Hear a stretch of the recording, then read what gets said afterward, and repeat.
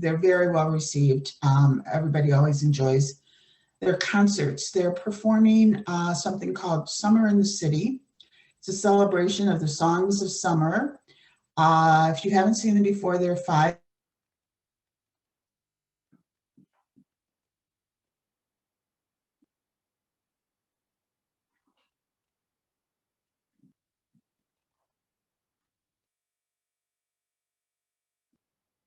with songs that we already like, and maybe we'll like even better the way they do them.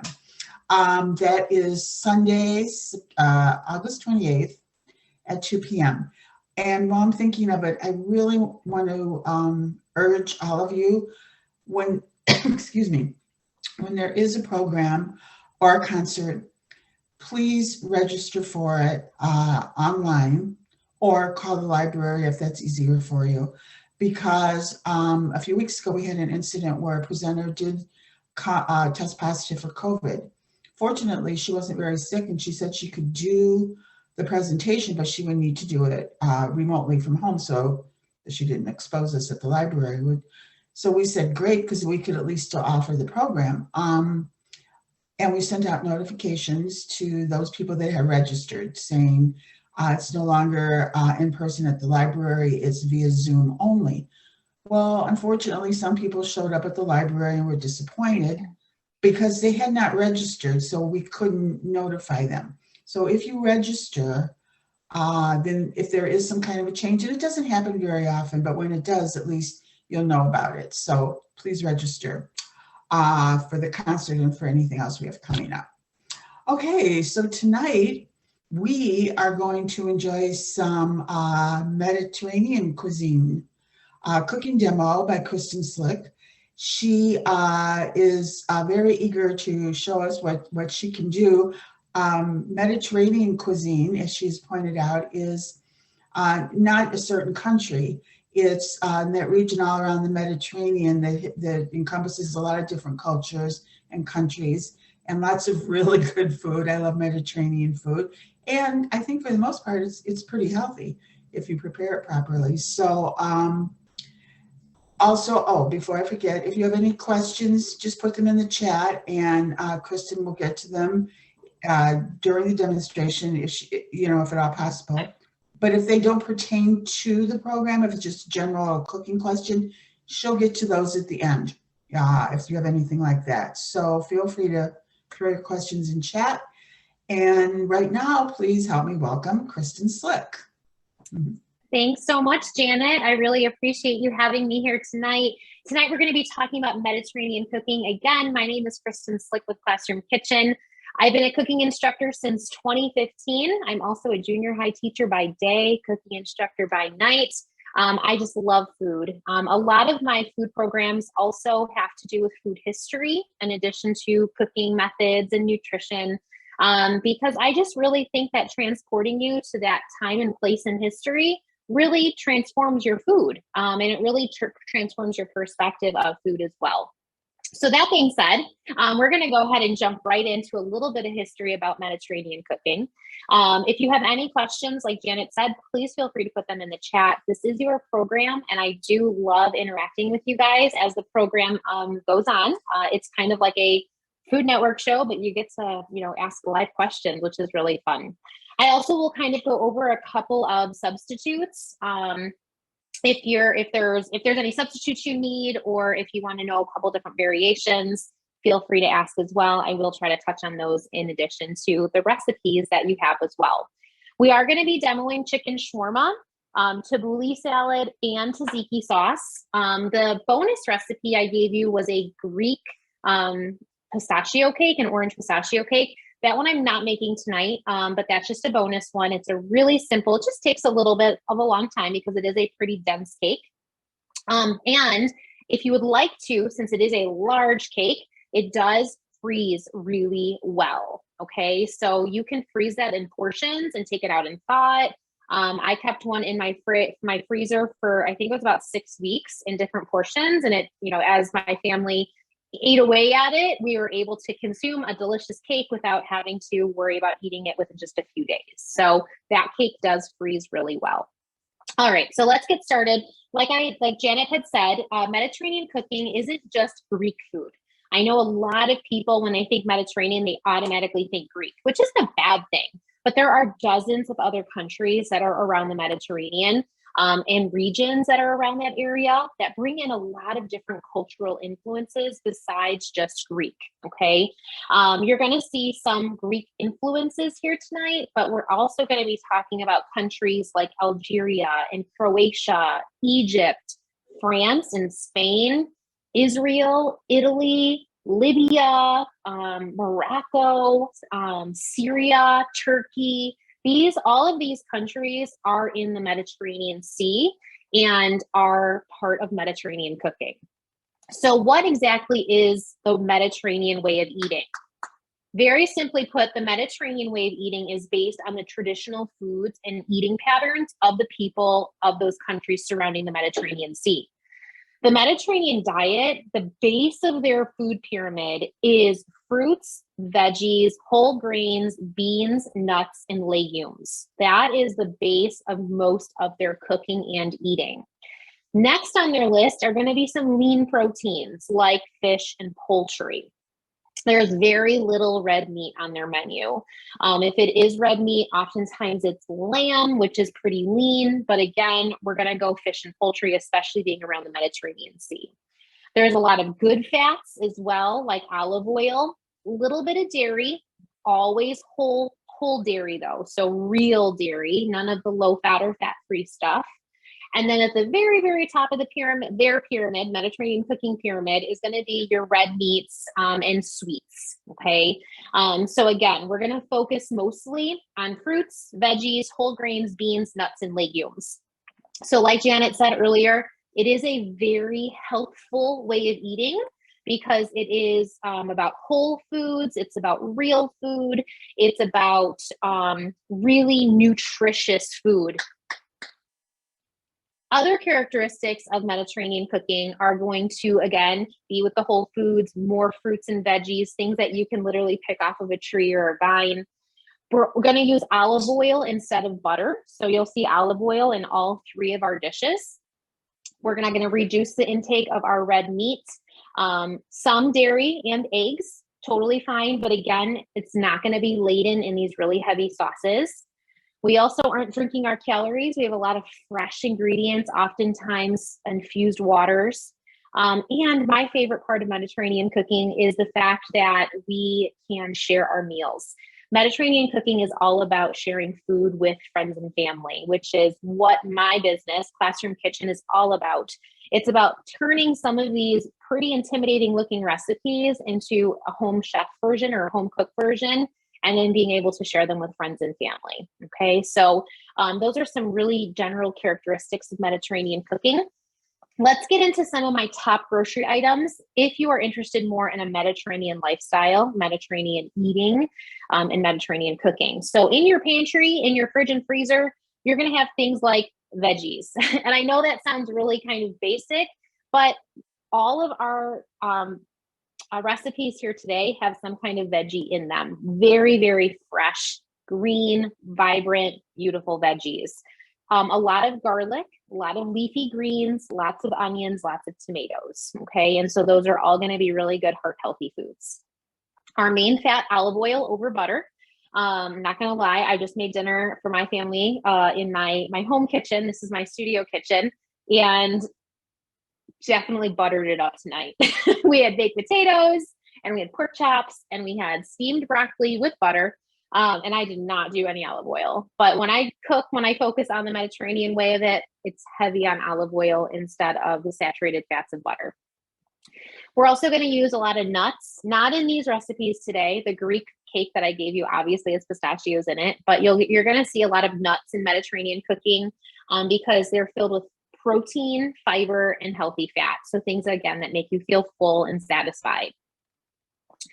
Mediterranean cooking has dairy in moderation. Like I said, the real stuff, so not low fat or non-fat, real cheese, Greek yogurt, whole eggs. Okay, again, foods that are going to make you feel full and satisfied and not make you overeat, okay, because you're just going to feel full and satisfied.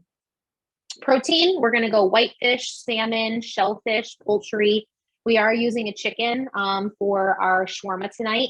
That's the typical way to make it. However, if you're vegetarian, you could also make this sub out for tofu, or you could actually, I just kind of experimented with this earlier this week, yellow baby potatoes. So like little yellow Yukon Gold potatoes, if you have them and boil them and toss them with the same spices and then bake them in the oven, it ends up being a really cool pita. So I haven't really created the recipe, but it's a good swap. So instead of the chicken, we're going to do potatoes instead. So kind of a cool vegetarian swap. Also lots of whole grain. So we're talking barley bulgur, which is actually what we're going to be using in our Tabouli salad tonight. Couscous, oatmeal, pasta, polenta, quinoa, rice.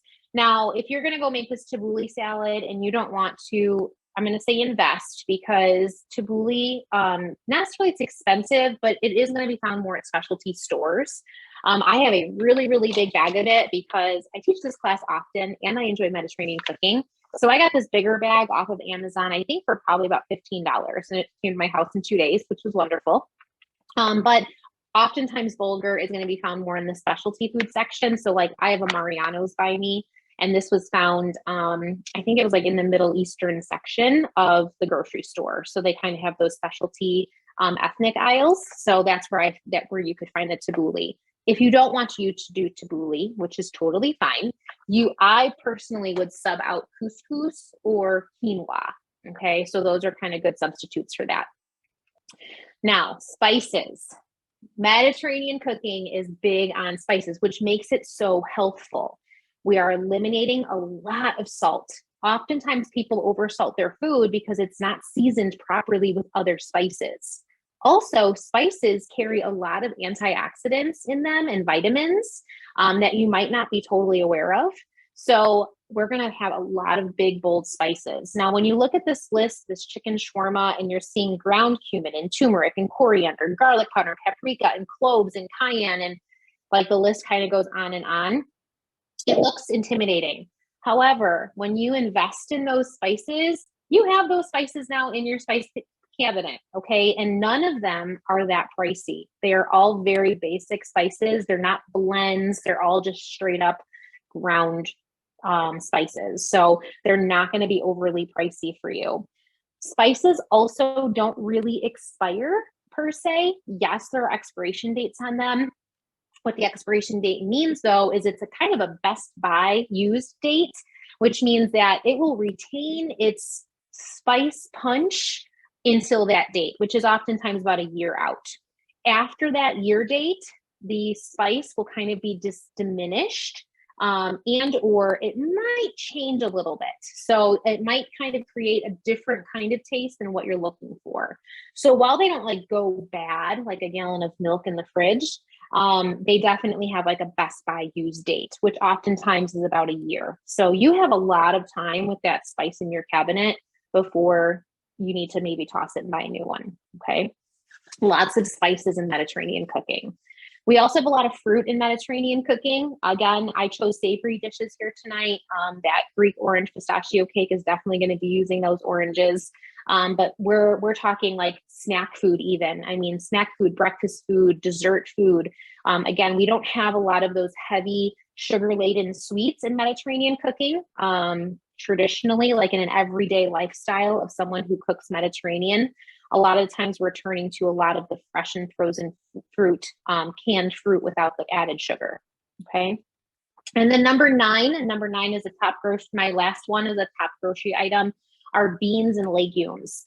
These are a really budget friendly and good source of fiber and protein. So even though we're not eating like that red meat or the pork, or even maybe a lot of poultry, we have a lot of seafood, we are getting our protein from a lot of other healthy sources like nuts, and some dairy and beans and legumes. Okay. So you're going to find the protein sources in other ways within Mediterranean cooking. Mediterranean cooking is also a really good kind of gateway into cooking vegetarian, because you have so many spices that you're cooking with. You oftentimes are able to kind of not necessarily trick, but train your body to lose kind of that satiety for, it's been a long day. I walked through day with my sixth graders today, so I'm running on fumes. So that being said, it oftentimes is a good gateway into learning how to cook vegetarian as well. Okay. Were there any questions so far about basically the background of Mediterranean cooking?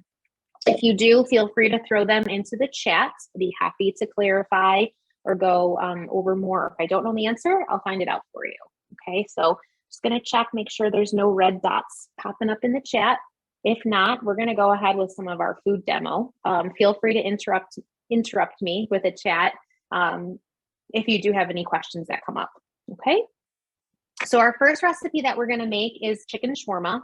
And I did start prepping some of it because otherwise this would be a really long class. And so I wanted to make sure I got a little bit of a head start on some of these recipes for us so that we could really just enjoy the cooking process together. Okay. So chicken shawarma, a little bit about this is it's from the 18th century. Okay. So the 1700s from basically the Middle East, kind of like the Ottoman Empire, which is Turkey today. It's a street food. And a lot of people compare this to like a Greek gyro, okay? Or there's actually another thing called doner. And it's basically some kind of meat. In this instance, we're using chicken. It's well marinated and it's layered up on a vertical rotisserie, okay? And that can be done again with lamb or beef or chicken, like what we're going to be doing today. And it's slow roasted for days. Okay. Now we don't have days to slow roast, not because it's a, hour, 45 minute to hour long cooking demonstration. It's because in our American life, we don't have days to roast something, right? So what we're going to do is kind of speed up the process a little bit with some marinating and some chicken. Okay. And so basically this would slow roast for days until it's perfectly tender, extra flavorful. And basically they shave off a layer of the shawarma off of the stacked layer, because then it all kind of cooks together into one big like totem pole almost. And they shave it off and they pile it onto a pita. They'll add maybe some tahini sauce, some tzatziki sauce, tons of fresh toppings, and really have a very, very colorful, satisfying piece of street food, something you can grab on the go and eat right as you're going to your next appointment or wherever you're going. Okay. So like I said, I already kind of jump started this recipe a little bit. I did start marinating the chicken. So then that way it ends up that nice tenderness when we actually grill it. Now the recipe, you can do it two ways. You can either grill it, pan fry it, grill it / pan fry it, or throw it in the oven. I like pan frying it or grilling it because it gets kind of all those little crunchy bits, almost like it's slow roasted for days. The oven creates a little bit more of a steam effect, which isn't bad. And it definitely hands off. I did give you the recipe for the oven method, which is 425 degrees for about 20 to 30 minutes, depending on how many pieces of chicken and the thickness of them. So you just would test the internal temperature with a meat thermometer. I'm going to use a grill pan for mine. And so what I did here is I have some boneless, skinless chicken thighs, and I highly recommend the boneless, skinless chicken thighs. They are a really, really tender meat, and they also add that little bit of extra fat to them. You can absolutely use chicken breasts if you want to, or you can go the vegetarian route and use tofu or try the Yukon Gold baby potatoes as well. So what what I did here is I marinated it in some spices. So we have cumin, which is oftentimes found in like taco seasoning, also Mediterranean cooking. We have turmeric. Turmeric is a yellow spice. Be careful, it stains everything yellow. So it's a bright yellow spice. And this one is a very, very traditional Mediterranean spice and Middle Eastern spice. This comes from the curcumin seed. The curcumin seed is that like, it's a very, very popular vitamin right now. And if you remember in the last couple years, there was a lot of like turmeric lattes and turmeric muffins and using turmeric, which is great. However, turmeric is a byproduct of curcumin. So in order to get the health benefits of curcumin, you'd have to consume a lot of turmeric. Okay, so if this is something that you're interested in a supplement, make sure you talk to your doctor about maybe looking into curcumin supplements. But turmeric it's not going to hurt you. And it probably will help a little bit if you add it to your cooking, but just so that you kind of know on like a, supplement scale, like just using it in your cooking might make your you feel better that you're using it, but it actually medicinally not going to do what you probably want it to do if you're interested in doing that. Okay. So turmeric is a really, really good spice to use again in Mediterranean cooking. Again, talk to your doctor if that is something that you just want to add to your supplements. Okay. We also have coriander. Coriander is ground coriander seeds. When you grow coriander seeds, it's cilantro. The cool thing about coriander though, is it doesn't really have that, some people think cilantro is like soapy tasting, like they don't like cilantro. It doesn't taste like that. I'm trying to think, it's a little more earthy. It's a little grassy. It kind of smells like tea leaves to me a little bit. So it definitely has a different flavor profile than cilantro. So even if you're like, ooh, I don't like cilantro, you're going to get a different flavor profile from coriander. Okay. All right. So we also have that in here. There's some garlic powder. We have some paprika, which is going to add some nice smokiness and also color as well. We have some cloves, and cloves, you're like, well, cloves in cooking. I mean, I see this in baking and I put this on my Thanksgiving ham, but cloves are another big Mediterranean spice. Just be very careful. Cloves are very potent. So if you notice, we have like basically almost a tablespoon of each ingredient besides the cloves and the cayenne. The cloves get cut down to like a half a teaspoon. The cayenne is again a half a teaspoon. So just be very careful with the amount of cloves you use, or else it will not taste good. Okay. And then we have some salt and pepper. I just kind of coated my chicken in that dry rub, and then I added a little bit of olive oil and lemon. And that creates a marinade. Okay. So the lemon's going to help break down some of that chicken and make it nice and tender because it's that acid. If you have a citrus allergy or you get like headaches from citrus or anything like that, you can definitely use a white or red vinegar instead. The lemon has a different flavor profile, but as long as you're substituting it with an acid, it'll do the same thing. So red or white wine vinegar. Do not use balsamic. You're going to get a whole different flavor profile if you use balsamic, because that is oftentimes has molasses in it and extra sugar. So that's going to change this recipe if you use balsamic. So don't use balsamic. Okay. So that's the marinating. That's everything that's in here. Any questions on that? All right. If you do, again, feel free to put them in the chat. Okay. I'm going to warm up, preheat my griddle back here because we are going to grill them again. I like those crunchy bits on the outside. If you want a more hands-off way of doing it, you can go ahead and throw them in the oven. Okay. So let me go throw those in preheat the pan, and then we're going to actually move to our Tabouli salad next while the pan is preheating and we get our chicken in the pan as well. Okay. The Tabouli salad, we're going to start with the bulgur and then some yummy fresh ingredients with that as well. Okay. All right. Let me preheat this. Perfect. All right. So we'll move that to the side. And we'll get our tabouli front and center. So tabouli is a grain, okay? It is basically fine. It's the casing of wheat, okay? So it actually kind of looks like, to me, when it's not soaked and it's dry, it looks like sugar in the raw, okay? So it's like really, really coarse ground grain, wheat, and it's actually the casing or the shell of it. So what we're going to do with this bulgur is we are actually going to soak it so that it kind of loosens up for us and creates more of a grain effect in our mouth, kind of like almost like a rice.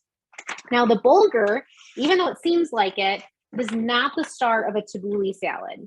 A tabouli salad is the topmost famed Mediterranean Middle Eastern salad that there is. It's from the mountains of Lebanon and Syria in the Middle Ages. So this is like, 500-ish years old because it's from the 1500s. Okay. So tabouli salad is often found on like meze platters, which are like small bite platters. They're often found as a side dish to go along with like a chicken shawarma that oftentimes has a lot of bold flavors in it. Basically a tabbouleh salad, the star of it is chopped parsley, lots of it. Parsley holds well against the citrus dressing that we're going to be making. Again, if you can't choose citrus, use red or white wine vinegar. And tabbouleh personally is even better. Any of these recipes that we're making today are better the next day. So yeah, they're great fresh, but once they sit in the fridge and get like really well marinated, the flavors are even better the next day. So I actually have a neighbor who's vegan and she loves my tabbouleh salad. So I texted her earlier today and told her I would have some tabbouleh salad for her to enjoy for lunch tomorrow. So she was very excited about that. So now some tabbouleh salads, like the one we're making today, do call for mint leaves and green onions. Some just use parsley and red onions. So it really depends on the region that you're getting your tabbouleh salad recipe from. Like I said, this one is inspired from Lebanon and Syria specifically. So this one does have mint and green onions in it. And again, this is a really, really bright salad. It doesn't have a lot of bold spices in it. So it's a really refreshing thing to eat alongside something like the chicken shawarma. Okay. So what we're going to do is I have about a half a cup of tabbouleh, and the tabbouleh really just acts as kind of a binder with all of our other ingredients. Okay. So the tabbouleh, we're just going to soak for about 10 minutes, just so that it's not crack your teeth hard. Okay. It's not really going to crack your teeth, but it's not going to be fun to eat it. You don't want to crunch through it. You're going to want it softer and just kind of more of a glue to kind of hold things together. Give yourself a little bit of carb and a little extra protein. So all I'm doing is covering the tabbouleh with some water, and you're going to see it's so cool. I love watching this process. This is going to fatten up because it's essentially soaking up the water. So by the time this is done being soaked, most of the water will be gone. Okay, we are going to strain it through a fine mesh colander, just to get the rest of the water out before we add it to our salad. But it's a really, really simple thing because you're not doing any cooking with it. Okay. Now for the actual salad part, I'm going to drop you down here over my workstation so you can see my cutting a little bit more closely.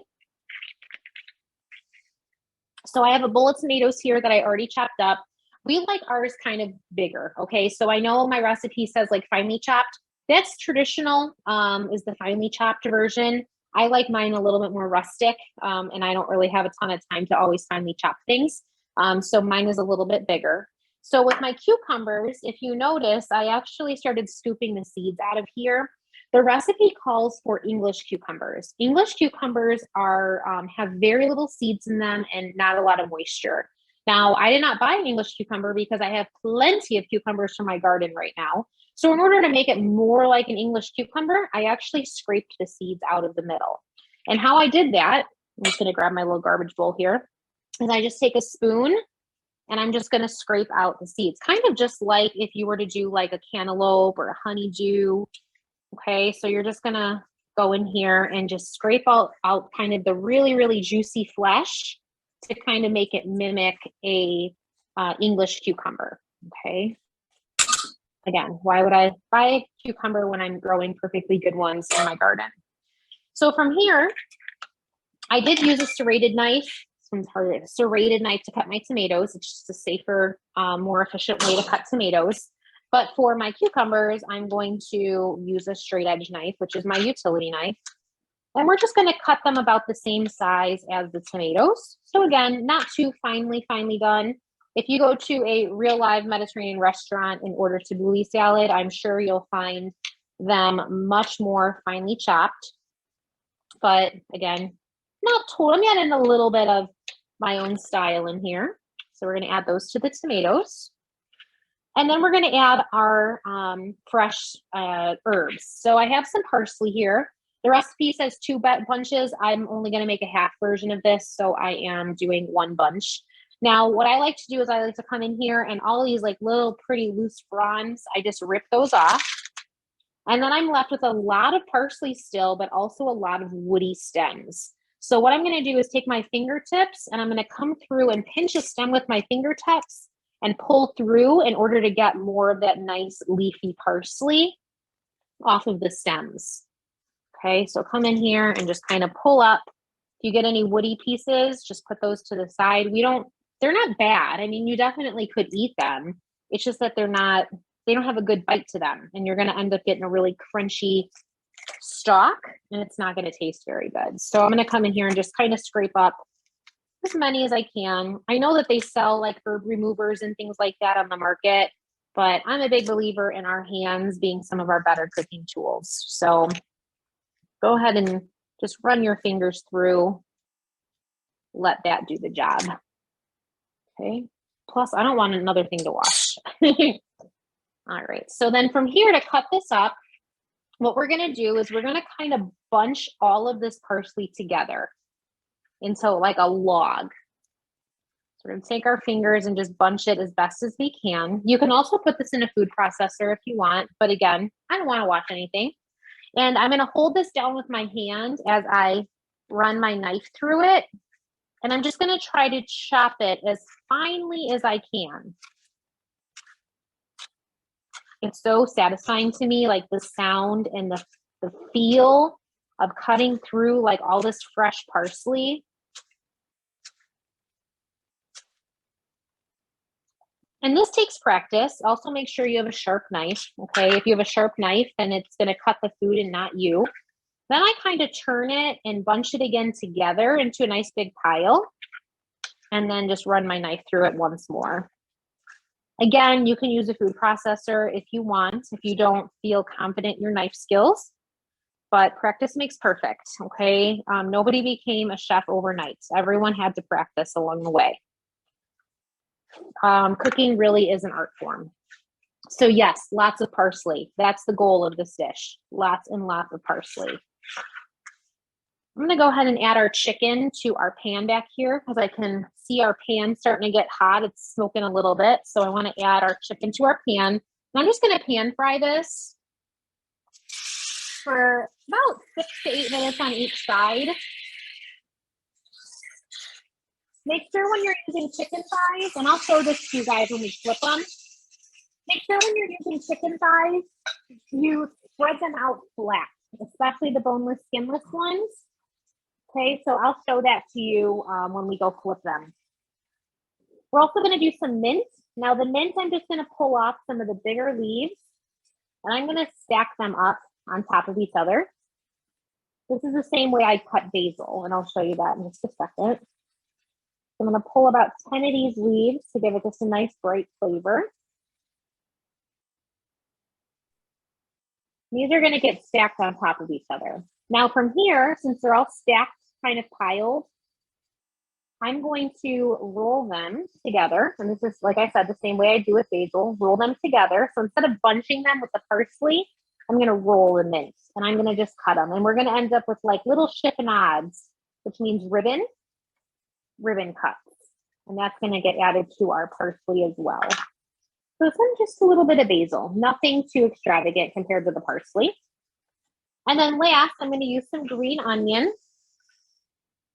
This is my favorite part of the Tabouli salad. It tastes so good and refreshing. These are pretty small. I might use more than 4. I'm going to use 6. These are pretty thin, small onions. So I'm just going to cut the very, very bottom stems off. The roots, I meant. The rest we're going to use. And so again, you can cut these one by one or you can bunch them and just run your knife through them. And we'll add that to the salad as well. Our bulgur is getting nice and fluffed up in the water over here.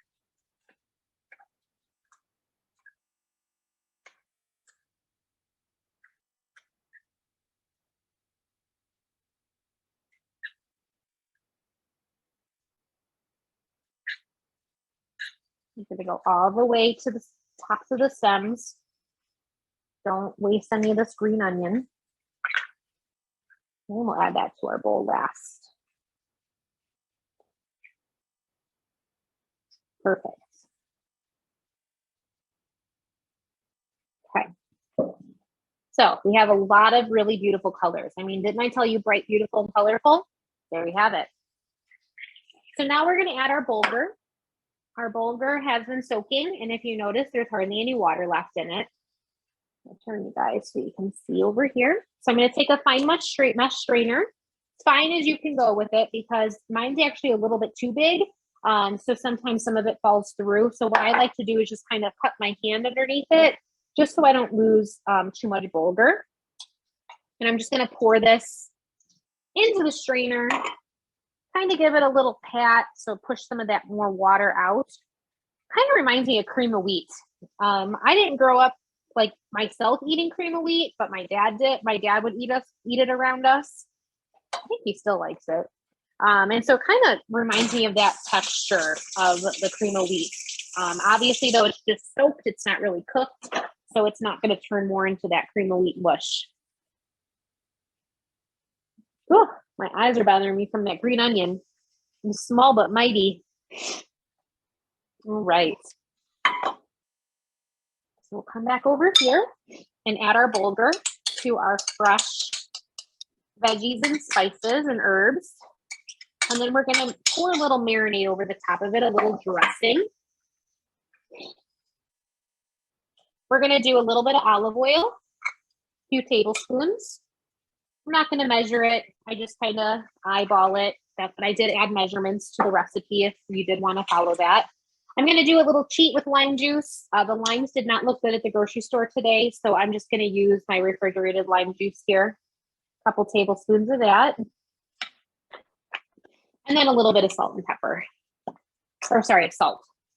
No pepper in this one. Pepper goes in the next one. All right, so we're just going to give this a good stir. Again, the bulgur is just the glue, okay? So it kind of just puts everything together, adds a little bit of texture and flavor. But really, we're looking for the parsley and the mint and the green onions and then some of the cucumbers and tomatoes. So this is mostly a veggie salad with a little splash of carbs going on. I also, again, think this is much better the next day. I would make it at least an hour or two before you need it to actually let it sit. I wouldn't stir it up and then serve it right away. So traditional Mediterranean tabouli salad. I'm going to bring you back to the stovetop now as well. And I'm going to show you the shawarma, and we'll give it a flip as well. So in the pan here, we have our onions and our chicken. And if you notice, if you've never cooked with chicken thighs, boneless skinless chicken thighs before, they do kind of flatten out. And see when I turn it over, see those really nice grilled pieces? That's what we're looking for. That's what tastes good.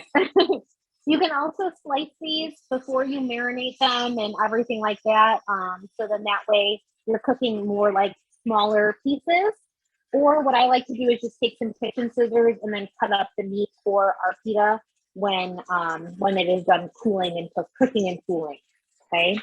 I'm gonna actually flip flop these two. This seems like a hotter spot right here, and I want to make sure I get some grill marks on that one. But just make sure your chicken thighs are opened up, so then that way you're cooking the whole surface of them. Okay, so we're gonna let this cook over here while we make our tzatziki sauce, and then we'll plate up our yummy food that we made for our Mediterranean cuisine tonight. Okay, so tabouli salad's gonna go over here. Made a little bit of a mess with that, so let me just wipe that into the sink really quick. All right, so our tzatziki sauce is our last recipe, and the tzatziki sauce is again gonna really help cool your palate with some of those bold spices of the chicken shawarma. Okay, the chicken shawarma I also did not add the cayenne because my family, I am particularly, but my family is not a huge fan of that really heavy that spice. So I did leave the cayenne out of that. However, it doesn't mean that it's still not bold flavors. So the tzatziki sauce is a great way to really cool off your palate. I love the history of tzatziki sauce. I think it is so cool and so fun to just really learn about it again, to transport you to that time and place that tzatziki sauce was essentially created. So a long time ago, when the Ottoman Empire was still in full trading swing, India was enjoying the simple pleasures of a raita sauce. Basically, it was a seasoned yogurt dip. Now, the Indian people were also ruled at this time by the elite, by some Persian elites, and they really enjoyed this, a North Indian rice dish known as biryani. Well, the Indians would make the rice dish way too spicy for the delicate Persian palate. So what would they do was they actually began to enjoy this really soothing taste of the raita sauce. It was cool as a cucumber. It was as soothing as yogurt. It was really a perfect solution to this spicy rice. Same thing what we do here, like somebody's in like a chicken wing contest, really, really spicy. They're going to drink milk afterwards, okay? There is a chemical reaction that happens to help cool your palate with it, which is why the Greek yogurt-based dip is such a great pairing with the chicken shawarma. So tzatziki is a Mediterranean version of the Greek yogurt sauce with cucumbers and fresh garlic. It's a very versatile sauce, and it's a perfect accompaniment to many Mediterranean dishes, even if it's not Greek, right? We're doing a Middle Eastern chicken shawarma. You can also slather it on your sandwiches. Okay, it often comes, a similar version comes with a gyro, or you can just use it as a dip with warm pita and some favorite vegetables. Okay, so tzatziki sauce is very simple and really, really tasty. Okay, I even like using it as a dressing on my salad. Super delicious. So what I did is I started with just some Greek yogurt. This is just plain Greek yogurt. If you are not into the tanginess of Greek yogurt, you can also use sour cream. I would recommend the full fat though. But Greek yogurt is traditional, but a American, a variety of that would be sour cream. To this, we're going to add some salt and some garlic. Let me drop you down here. I have to grab some more salt, actually. Grab that out of the cabinet. I use the rest in my Tabouli salad. So we're going to use some salt here. I also like to use white pepper in this. The reason I like to use white pepper, it is more finely ground. Okay, it is very, very fine compared to just like a black pepper. Also, it just is more aesthetically, looks better aesthetically in this because it is such a bright white sauce. So I like to use a ground white pepper. We're not going to use too much, just a little bit. We're also going to add some olive oil. Told you we're heavy on the olive oil. You haven't seen me use butter once today, have you?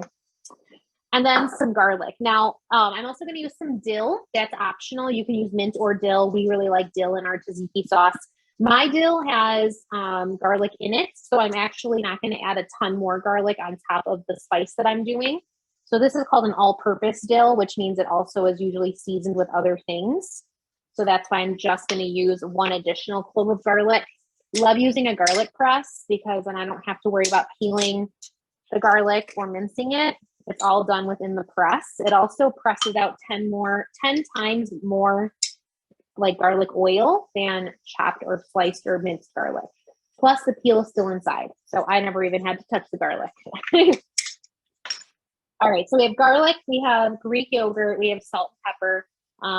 The main ingredient now we're missing is actually some cucumber. And again, this is something that you would use an English cucumber for. Again, I'm using my garden cucumber. I scooped out the seeds so that it had less moisture in it. And I'm going to go ahead and grate this cucumber over the top of this yogurt sauce. This is going to give us the best texture. You can also finely dice it if you want to. I like to grate it. It has a nice crunch. I'm going to get rid of the very, very end so I don't slice my fingers on the grater. Going to give it a nice crunch in your tzatziki sauce and a nice cooling effect. Also some extra hydration. The cucumber does not want to be grated. Keeps slipping away from me. There we go. Okay, and this is just a coarse cheese grater. There was nothing special about that grater. And then we're just going to mix it all together. Again, if you let this sit for longer in the fridge, it's going to taste better. So at least an hour. If you only have an hour, then give it an hour or enjoy it the next day. All right, so our beautiful tzatziki sauce. So I'm gonna go check on our chicken and I'm gonna bring that over and chop one up for us. So then that way we can build out our pita. Let me grab a quick bowl here.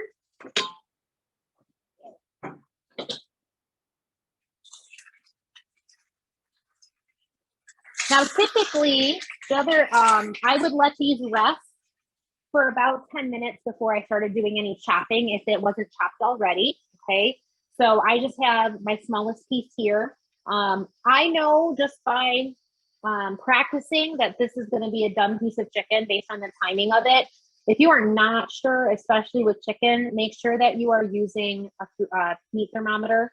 It should read 165 degrees for chicken. So make sure that you are testing that if you are not confident. I promise you, having a meat thermometer will make you 5 times more confident in the kitchen when you're cooking proteins, because it's just, there's an answer right there for you to understand if it's done or not, okay? So for this one, I'm gonna just use some kitchen scissors. I normally, like I said, would let this rest for a little bit before I chopped into it. But seeing as that we're on, a time clock tonight, I'm not gonna just let it rest for 10 minutes. So I'm just gonna chop it up with some scissors here.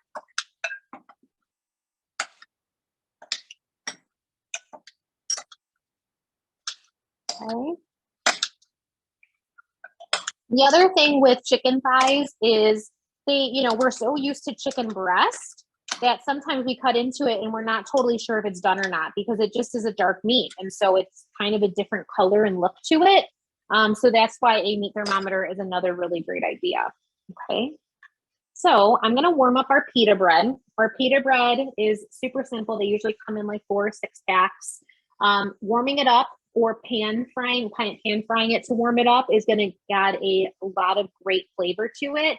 It's also going to make it pliable. So you're not it's not going to be super chewy and you're trying to eat like a dinosaur. That just reminded me of that when I bit into it, pretended to bite in there like that. So just like your flour or corn tortillas in Mexican cooking, you're going to warm up a pita. Okay. And I'm talking 20, 30 seconds, either in the microwave or in a pan on the stove, a minute or so on each side on the stovetop.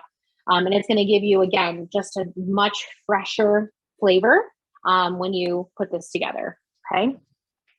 So we're going to throw this in the microwave for about 20 seconds here.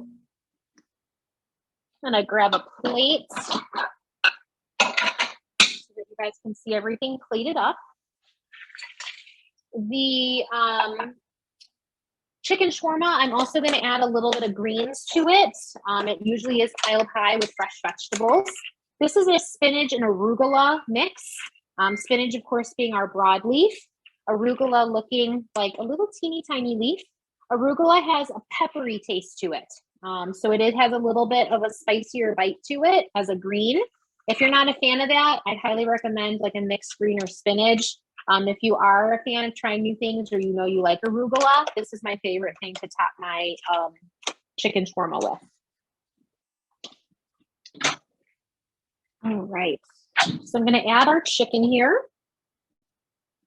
and our onions. So I'm going to take a couple onions from the pan,